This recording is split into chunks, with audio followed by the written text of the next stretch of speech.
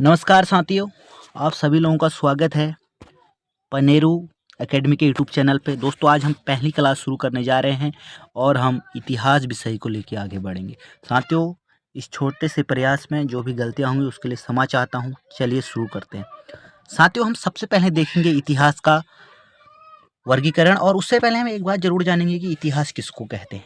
दोस्तों, आप सभी ने एक शब्द जरूर सुना होगा, इतिहास। हम इसकी बात भी करते हैं।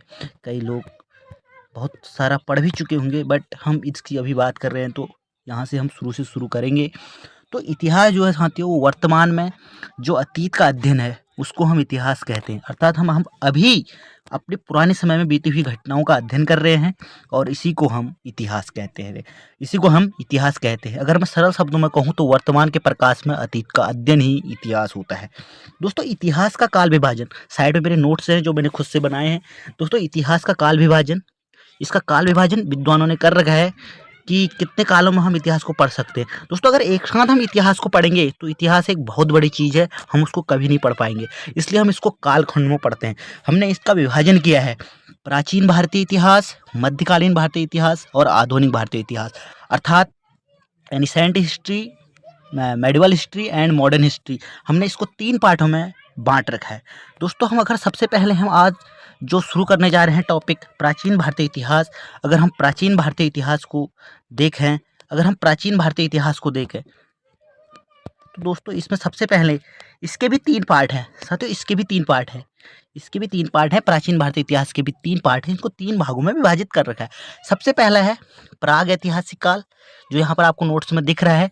प्राग ऐतिहासिक काल, उसके बाद आद्य ऐतिहासिक काल और उसके बाद ऐतिहासिक काल। साथियों, प्राग ऐतिहासिक काल वो काल है जब मानव लिपि और लेखन प्रणाली से परिचित नहीं था। अर्थात तब ना तो कोई स्क्रिप्ट थी और ना ही कोई लेखन की प्रणाली थी। प्राचीन भारतीय इतिहास की बात हो रही है और इसमें प्राग ऐतिहासिक काल की बात हो रही है। ठीक है, ना ही इसमें कोई लेखने की प्रणाली थी और ना ही कोई लिपि थी। अर्थात कोई भी साहित्यिक साक्ष्य उपलब्ध नहीं है। केवल पुरातात्विक साक्ष्य जो भी है उनसे ही हमको यहाँ पर क्या मिलता है, इसका जो एविडेंस मिलता है वो हमें पुरातात्विक साक्ष्य के आधार पर ही मिलता है। और इसका एक बढ़िया उदाहरण है जैसे पाषाण काल। हम पाषाण काल में पढ़ते हैं कि वहाँ पर पत्थरों का उपयोग किया गया है। अर्थात पाषाण काल में पत्थरों का उपयोग, वहाँ पत्थरों से किस चीज़ से हुआ, किस प्रकार से हमने कुल्हाड़ी का पहचान की, किस प्रकार से हमने किसी अन्य चीज़ की पहचान की, वो सब हमने पुरातात्विक चीज़ों से की है, ना कि साहित्यिक चीज़ों से, क्योंकि उस टाइम में लिखने की कोई प्रणाली थी ही नहीं। दोस्तों, इसी में है आद्य ऐतिहासिक काल। अब आद्य ऐतिहासिक काल वो काल है जिसमें एक बात आपको ध्यान से समझनी है, इसमें ये भी सेम ही है पर थोड़ा सा अंतर है।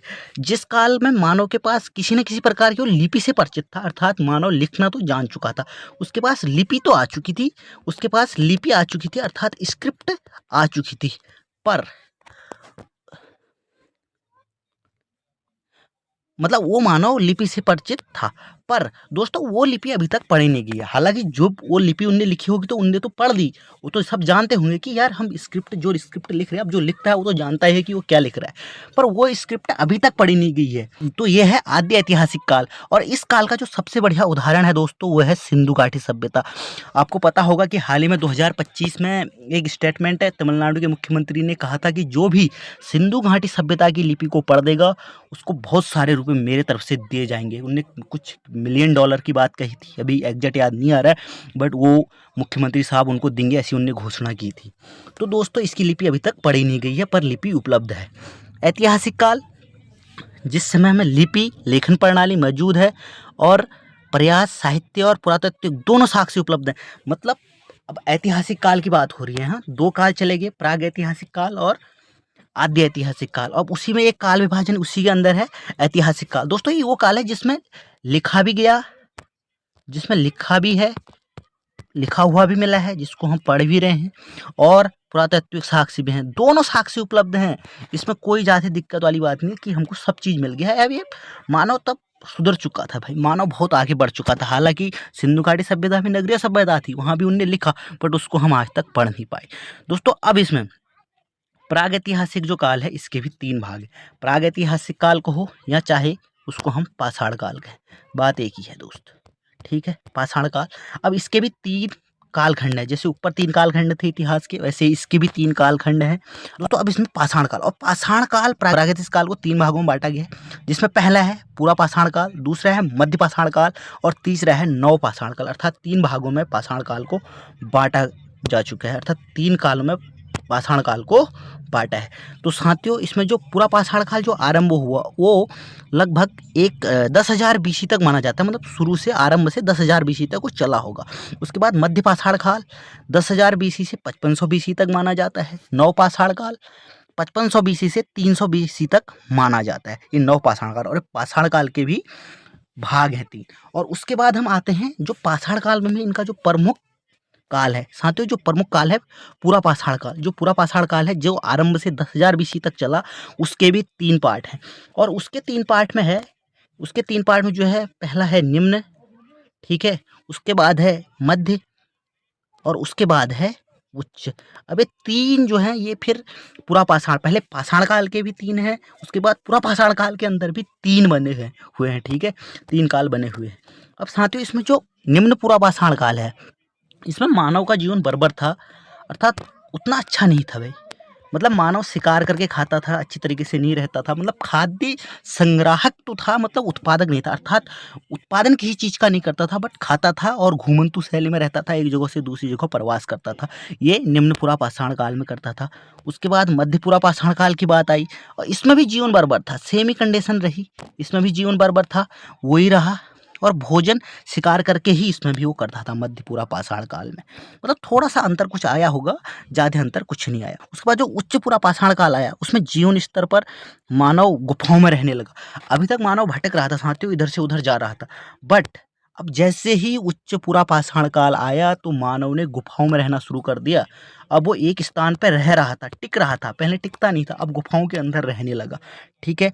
अब गुफा में रहने लगा और इस युग का मानव जो सैंपियंस है, मतलब यही मानव जो है वो, यहीं से मानव की शुरुआत हुई, यही हमारे पूर्वज माने जाते हैं जो गुफाओं में रहते थे, ठीक है। तो ये उच्च पूरा पाषाण की स्थिति थी। और इसमें भी साथियों, इसमें भी उच्च पूरा पाषाण काल में, उच्च पूरा पाषाण काल में फिर इस समय मानव ने चित्रकला का विकास किया। उच्च पूरा पाषाण काल जो था उसमें मानव ने चित्रकला का विकास किया और इस समय मानव ने हड्डियों का सर्वप्रथम हाथी के दांत का उपकरण बनाया। और उच्च पूरा पाषाण काल में सर्वप्रथम मानव ने जो है वो हाथी के दांत, उस हड्डी से कुछ उपकरण बनाए, क्योंकि उसको हाथी की हड्डी कहीं पे मिली होगी, क्योंकि शिकार पहले करता था, तो उसने उपकरण बनाने शुरू किए। और उस समय का जो उच्च पूरा पाषाण काल के समय का जो मुख्य हथियार था वो तसनी था, स्केपर था, पेदक था और बेदियाँ था। अर्थात उनने कई सारे उपकरण ऐसे बना डाले थे पत्थरों से, जिससे वो शिकार करने में उसको आसानी हो, रहने में आसानी हो, अपने आने वाले भारी अटैक को वो रोक सके जानवरों के द्वारा, ठीक है। ये मध्य पूरा पाषाण काल में भी वैसा ही था कि हथियार पत्थर के थे। और एक चीज जरूर यहाँ पे याद कर लेना, जो मध्य पूरा पाषाण काल है साथियों, यहाँ पर पत्थर से जो थे औजार बनते थे, फलक, और इसको कहते थे फलक संस्कृति, इसलिए मध्य पाषाण काल को कहा जाता है फलक संस्कृति, ठीक है। यानी कि जो हथियार था उसका फलक दो था, उससे उपकरण बनते थे, और इसलिए जो मध्य पूरा पाषाण काल है, जो मध्य पूरा पाषाण काल है उसको फलक संस्कृति कहा जाता है। ये विशेष रूप से आपको ध्यान रखना है, फलक संस्कृति मध्य पूरा पाषाण काल को कहा जाता है, ठीक है दोस्तों। और इसमें जो निम्न पूरा पाषाण काल है उसमें तो हथियार ऐसे ही थे, पेबुल था, चोपर था, मतलब जो पत्थर से वो नॉर्मल काटने कूटने के लिए बनाए रहते थे। तो दोस्तों पाषाण काल का जो पूरा पाषाण काल है उसके अंदर ये 3 चीज़ें थी, और जिसके अंदर से मतलब हमको ये उसके अंत पूरा पाषाण काल के में 3 चीज़ें उसके अंदर जो विभाजन था, निम्न पूरा पाषाण काल, उच्च पूरा पाषाण काल और मध्य पूरा पाषाण काल, उसके बीच की हमने डिफरेंस जाना, उसके बीच में अंतर डाला कि क्या क्या अंतर उस समय मानव में आया। तो साथियों उसमें एक बात और याद रखनी है कि पूरा पाषाण काल शिकारी जीवन और खाद्य संग्रह है और क्रोड उपकरणों का प्रयोग करता है। इसमें इस समय जो मानव है वो खाद्य संग्राहक है, क्रोड उपकरणों का प्रयोग करता है, यानी कि जैसे पत्थर से बने हुए उपकरण, इन चीज़ों का वो प्रयोग करता है, और खाद्य संग्राहक है, मतलब खाना खाता है, एक जगह शिकार खाता है, उसके बाद चले जाता है। अर्थात खाद्य उत्पादक अभी तक मानव नहीं बना, अभी तक खाद्य उत्पादक वो किसी भी कृषि, मतलब कृषि अभी तक भी नहीं कर रहा है, वो ना ही कुछ उत्पादन कर रहा है, सीधे वो एक जगह से खा रहा है दूसरी जगह चले जा रहा है। दोस्तों अब इसी के बाद जब हम पूरा पाषाण को पूरा कर लेते हैं तो उसके बाद हम आते हैं मध्य पाषाण काल में। दोस्तों मध्य पाषाण काल, मध्य पाषाण काल भाई ये थोड़ा-सा पहले से थोड़ा-सा सुधरा हुआ युग आएगा अब। इस समय मानव पत्थर के छोटे-छोटे उपकरण बनाने लगा। पहले बहुत बड़े उपकरण बनाता था, अब छोटे-छोटे उपकरण बनाने लगा। अब उनको कुठार मतलब एकदम तीखे बनाने लगा, ठीक है? जिनसे शिकार करने में उसको आसानी बने। और इस जो मध्य पाषाण काल है, इसको लघु पाषाण काल कहा जाता है, क्योंकि मानव अभी भी ऐसा था बट थोड़ा बहुत सुधर चुका था। अब हम इसको छोटा पाषाण काल कह सकते हैं, ठीक है? अब हम इसको छोटा पाषाण काल कह सकते हैं, इसलिए इसको लघु पाषाण काल कहा जाता है। इस समय जो मानव था वो पशुपालन करने लगा था। अब मध्य पाषाण काल में सबसे पहले पशुपालन करने लगा। क्वेश्चन आता है कि मानव ने सबसे पहले पशुपालन किस काल में किया? तो दोस्तों सबसे पहले जो इसने पशुपालन किया वो मध्य पाषाण काल में किया। मध्य पाषाण काल में इसने पशुपालन करना शुरू किया और इसने अपना जो पहला पालतू जानवर बनाया उसको कुत्ते को बनाया। उसने लगा कि यार कुत्ता हमारे लिए अच्छा है, तो कुत्ते को इसने अपना पहला पालतू जानवर बनाया, ठीक है? आपको याद ये रखना है कि मध्य पाषाण काल में ही मानव ने जो है वो पशुपालन करना शुरू किया और इसने जो अपने पहले मवेशी बनाए, ये तो पालतू कुत्ता बनाया। अब जो उसने व्यापार के लिए अपने पहले मवेशी बनाए वो बकरी और भेड़ बनाए। उसमें बकरी शिकार के लिए खाते होंगे, मीट के लिए खाते होंगे बकरी भेड़ को, तो इसने उसके लिए इन चीज़ों को अपने के लिए मवेशी बनाया, व्यापार करने के लिए इनको पाला, ठीक है? तो पशुपालन का जो प्रचलन था दोस्त वो मध्य पाषाण काल से शुरू हुआ। अब हमें पशुपालन का पहला जो साक्ष्य मिलता है, जो हमें जैसे पता चलता है कि पशुपालन का पहला साक्ष्य, तो पशुपालन का जो पहला साक्ष्य है वो हमें आदमगढ़ मध्य प्रदेश से मिलता है, ठीक है? आदमगढ़ मध्य प्रदेश में एक जगह है दोस्तों, आदमगढ़, ठीक है? आदमगढ़, वहाँ से हमको ये जो इनका क्या कहते हैं पशुपालन का साक्ष्य है वो पहला साक्ष्य पशुपालन का आदमगढ़ से मिलता है, ठीक है? और इसमें जो दूसरा साक्ष्य हमको मिलता है वो बागौर राजस्थान से मिलता है। अर्थात बागौर राजस्थान में भी हमको पशुपालन के कुछ साक्ष्य मिले हैं मध्य पाषाण काल के। ये बागौर जो है ये राजस्थान में है, ठीक है? बागौर जो है राजस्थान में है और आदमगढ़ जो है वो मध्य प्रदेश में है। इन दो जगहों से हमें क्या कहते हैं पशुपालन के साक्ष्य मिलते हैं मध्य पाषाण काल के दोस्तों। और इस समय जो मानव था वो क्या कहते हैं इस प्रकार की तकनीकी हथियार बनाने लग गया था, जैसे अस्त्र शस्त्र हम उसको कहते हैं। उससे वो पंछियों को मारना सीख गया था और वो पंछियों का शिकार करना सीख गया था। साथियों, वो पंछियों का शिकार करना सीख गया था और इसी काल में मानव ने युद्ध व आक्रमण के जो है वो भी सीखे। अर्थात अब युद्ध होने लग गया था, पहले युद्ध नहीं होता था, अब युद्ध होने लग गया।